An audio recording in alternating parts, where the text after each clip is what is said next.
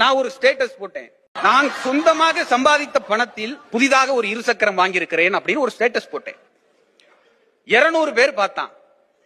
மறுநாள் தலை வலிக்கிற மாதிரி இருக்கு, வலிக்காத மாதிரியும் இருக்கு, ஜுரம் வர்ற மாதிரியும் இருக்கு, வராத மாதிரியும் இருக்கு.